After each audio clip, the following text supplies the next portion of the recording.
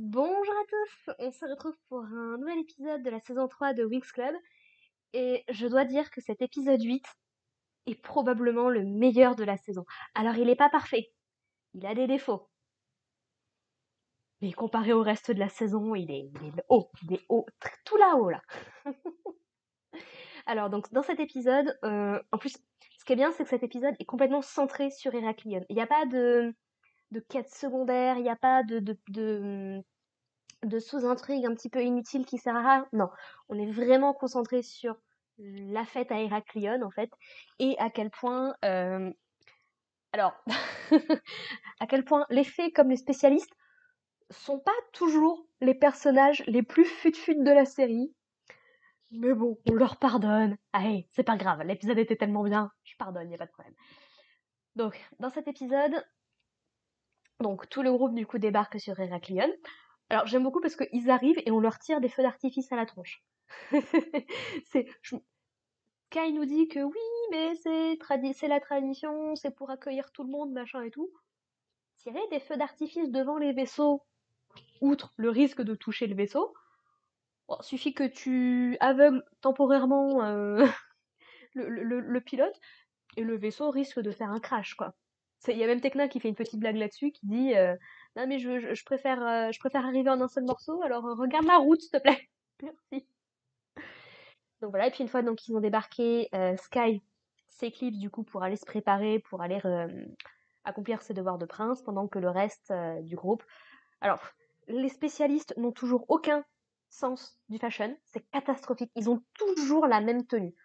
Et comme on les a quasiment pas vus en mode civil depuis le début de la saison, ce serait bien qu'ils changent un peu de costume. Surtout, bon, qu'ils soient là sur des missions classiques. Je veux bien.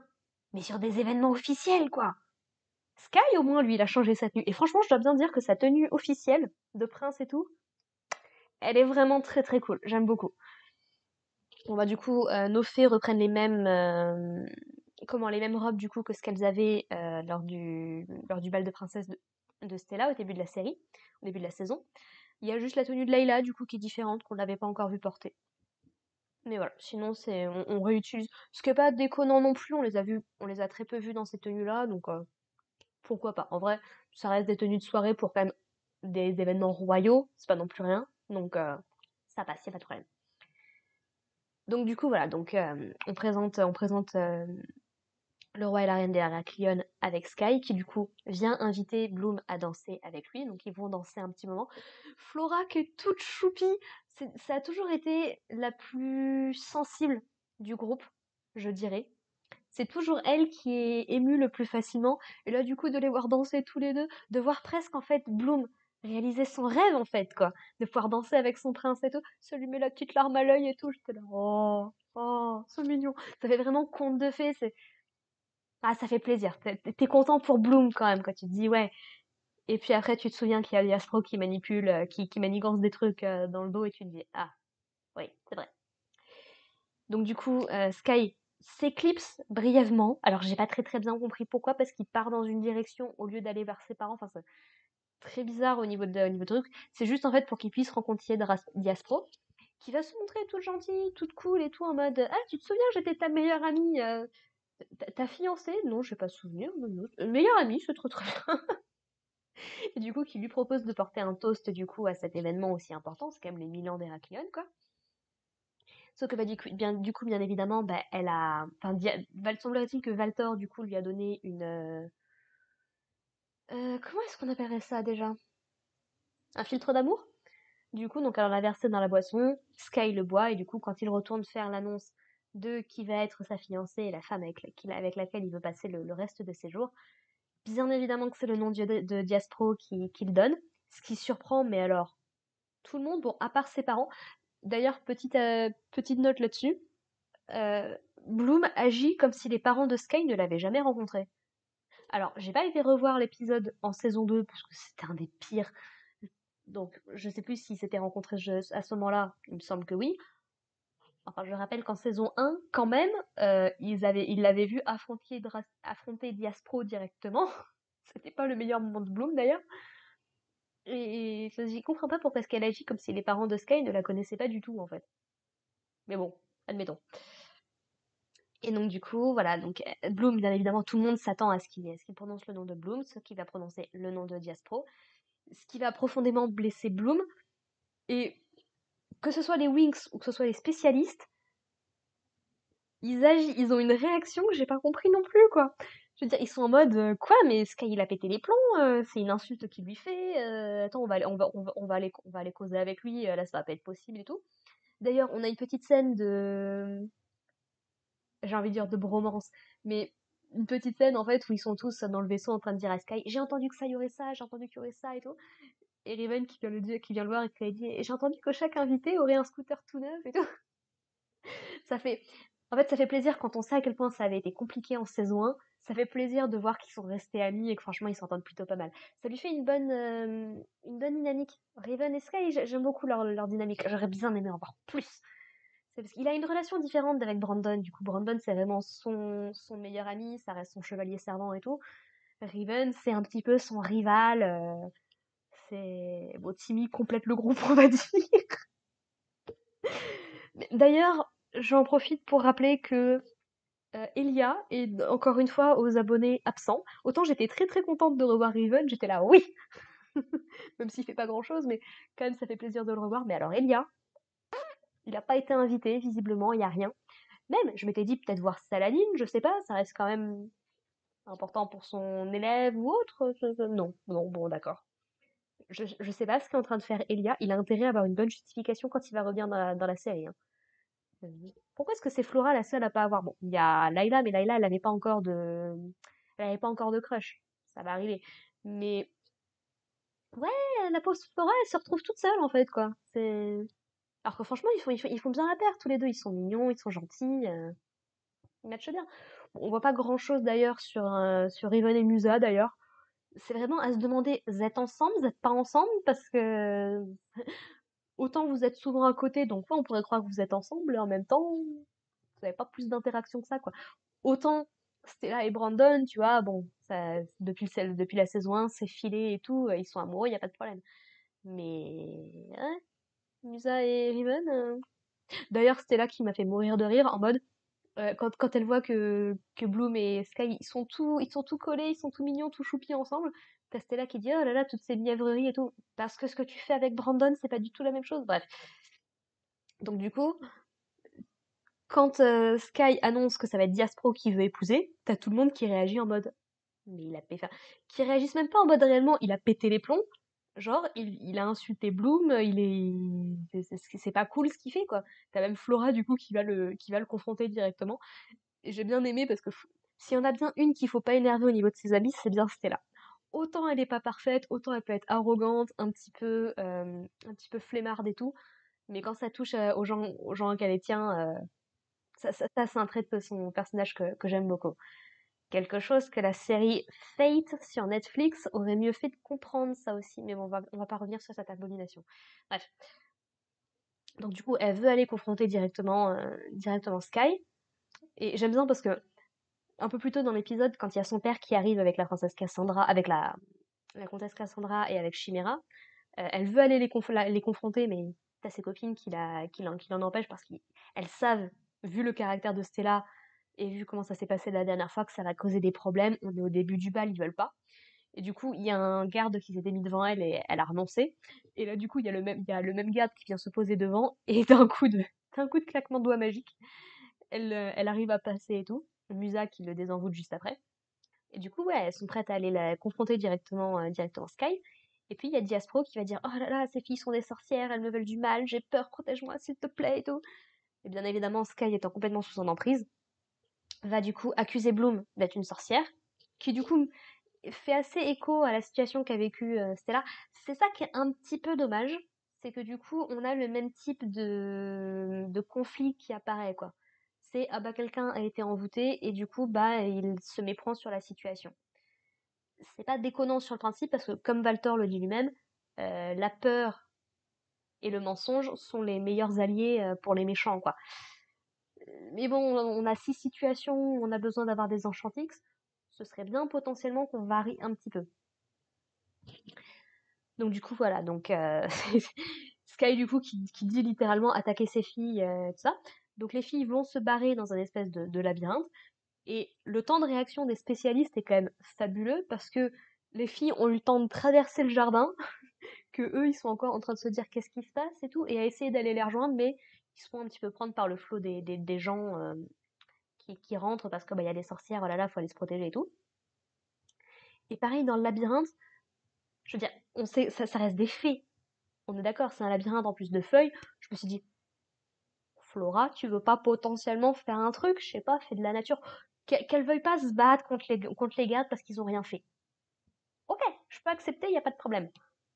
Mais ça coûte rien de juste manipuler un peu les plantes pour barrer le passage, ce qu'elle va faire un peu plus tard d'ailleurs. Donc il y a ça. Et de deux, les filles, vous êtes des fées. Vous voulez pas vous transformer, utiliser vos ailes et vous barrer, rejoindre le, rejoindre le vaisseau en fait. Donc non, non, elles vont passer 2 minutes à faire le tour du labyrinthe, à essayer d'échapper aux gardes et tout. D'ailleurs, les gardes qui apparemment les ont perdus de vue en un tournant, alors qu'ils sont littéralement sur leurs traces, quoi. Donc, enfin bref, encore une fois, le même type de problème que d'habitude, hein, ça ne change pas. Donc du coup, elles vont finir par réussir à sortir du labyrinthe, mais elles vont se faire attaquer par Sky et d'autres soldats. Et c'est là du coup que Layla utilise son enchantrix pour du coup créer un espèce de mur, globalement, de... Comment ça s'appelle déjà son pouvoir? Ah, elle le dit dans l'épisode, j'ai oublié. C'est pas grave. Mais voilà, son espèce de truc mou rose-violet là, qui du coup, bah, en plus, grâce à ses pouvoirs d'Enchantix, est beaucoup plus puissant, donc arrive complètement à arrêter les attaques des gardes et elle leur renvoie carrément dessus. Donc Bloom dit aux autres de partir sans elle, pendant que elle prend 2 secondes pour faire ses adieux à Sky, basiquement, quoi. Euh, et donc, alors qu'elles sont arrivées au niveau du vaisseau, il y a Flora qui se fait tirer dessus par un dragon. J'ai vu un trait de flamme, je me suis dit, dragon? Parce que ça faisait longtemps qu'on les avait pas vus, les dragons. On avait dû les voir en saison 2. Je suis désolée, j'ai pas énormément de souvenirs de la saison 2, en vrai de vrai. C'est surtout la 1 en fait. C'est parce que les moments de la saison 1 étaient tellement iconiques à ce niveau-là. Et j'étais là, ah, les dragons de la saison 1, ça faisait longtemps. Donc Sky, je dois bien avouer que en termes de je suis un prince et je protège mon peuple, franchement, il est plutôt pas mal, hein. Il y va, épée à la main et tout sur son dragon pour bah, haussir les sorcières, quoi. D'ailleurs, autant voir Riven être un peu méchant et tout en saison 1, bon, c'était plus lourd qu'autre chose. C'était pas déconnant, mais c'est vrai que c'était un petit peu... C'était pas le truc le plus agréable du monde, quoi. Ah, autant voir Sky partir dans un arc de méchant, ah là, pour le coup, je suis pas contre. Ah, franchement, Sky, il a plutôt la classe quand il est en mode je suis un prince, je défends mon royaume, les sorcières, ça va sur le bûcher. Et, et pareil, en fait, du coup, comme Flora est à terre, bah, les spécialistes vont l'aider à remonter dans le vaisseau pendant que les fées s'occupent un petit peu des gardes avec leurs dragons. Et Sky qui les traite de traîtres et tout. Et il tire carrément même sur Brandon en mode j'espère que ça te fera comprendre que je suis plus ton ami et tout. Donc il se prend une éraflure sur le bras. Et Stella forcément qui s'inquiète. Et puis t'as Brandon qui dit non, non, mais t'inquiète, tout va bien, c'est juste mon amitié là qui est profondément blessée. Et je me dis non mais les gars, les filles, réfléchissez. Ça fait déjà 2 fois que vous avez Valtor qui fout le bazar. Vous vous dites pas peut-être il est dans la nature. Sait-on jamais, peut-être qu'il est à l'origine du truc. Surtout s'il y a Diaspro dans les parages. Même si Diaspro est pas fondamentalement méchante en soi, mais là, c'est non. Non, ça, visiblement, ça ne leur... Enfin, si, je crois qu'il y a Tekna ou Musa, une des deux, qui à un moment mentionne, ça pourrait pas être Layla parce qu'elle était pas là, mais mentionne que c'est un peu ce qui s'est passé lors du bal de princesse de Stella, et je me dis, oui, c'est peut-être une raison. Mais ouais, sur le coup, je me dis, en fait, plutôt que d'en vouloir à Sky, vous vous dites pas peut-être faudra peut-être un jour qu'on aille lui sauver la peau quand même parce que ça reste notre pote et visiblement il y a quelque chose qui va pas bien. Non, c'est un mada, je suis désolée, là c'est mon ego qui est vexé, je peux pas lui parler, là, laisse-moi 5 minutes. Donc bon. Et donc du coup donc les filles voilà, se mettent à l'action pour empêcher les dragons de faire des dégâts. D'ailleurs, tous les invités que le roi d'Héraklion il avait dit venez rentrer dans mon château, venez vous mettre à l'abri. visiblement, c'est des plantes vertes qui ont pas réagi plus que ça, le temps que les filles fassent le tour de la propriété, quoi, si tu veux. Donc il y a encore des gens qui sont dans le jardin, qui ont l'air de rester plutôt tranquilles. Ah bah ils sont partis. Ah bah tant mieux, écoute, tant mieux. Je sais pas, mesure de sécurité, vous êtes censés être des nobles, vous êtes censés avoir un minimum. Votre vie est censée avoir de la valeur quand même, non? Non, non. Donc du coup, ils se barrent quasiment tous en vaisseaux spatiaux. Et je me dis, mais les gars, il y a des dragons qui volent dans le ciel. Je sais bien ils ont des maîtres là. Bon, enfin, c'est un peu imprévisible un dragon quand même, non?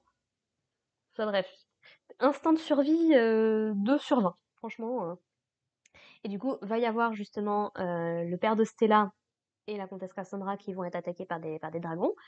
Et Cassandra se barre littéralement comme une lâche avec sa fille, qui dit au conducteur du vaisseau, ramène-moi sur Solaria, machin et tout, fis ça, quoi, que ça te plaise, bon, je m'en fous, j'en ai rien à fiche que le roi il est resté là-bas. Et du coup, bah, le roi Radius, du coup, qui regarde le vaisseau partir en mode Cassandra, m'abandonne pas, s'il te plaît. Donc il va se faire attaquer par un dragon, et bien évidemment, j'étais là. Stella, c'est ta chance, vas-y, la foire pas. Et du coup, Stella qui fonce pour protéger son père, qui a l'air d'avoir dépensé pas mal d'énergie, bon c'est pas très très clair concrètement ce qui s'est passé. De nouveau, réapparition de son sceptre, ça fait toujours plaisir. Et du coup, bah, elle s'évanouit et son père, du coup, se souvient qu'il la déteste pas, visiblement. Donc la prend dans ses bras, elle est larmes aux yeux, quoi, en pensant qu'il lui arrive un truc. Et c'est là que la musique se lance. Enchantix. Et je dois bien avouer que, autant j'adore le thème de base des Winx, le c'est nous les Winx, machin et tout, mais le thème de l'Enchantix, ah, c'est un truc qui m'est toujours resté en tête, et là de l'entendre pour Stella et tout, j'étais là, oui! J'étais super contente pour elle. Donc ça y est, Stella a son Enchantix, et franchement, elle est magnifique sous sa forme d'Enchantix, elle aussi. Elle conserve cette espèce de couette, mais fait un petit peu différemment. Et ouais, non, franchement, elle est magnifique comme ça, c'est trop cool. Trop, trop cool. Je m'étais même dit à un moment qu'elle allait peut-être utiliser sa poussière de fée ou ses nouveaux pouvoirs pour bah, sortir son père de son maléfice, mais apparemment il n'y a pas besoin.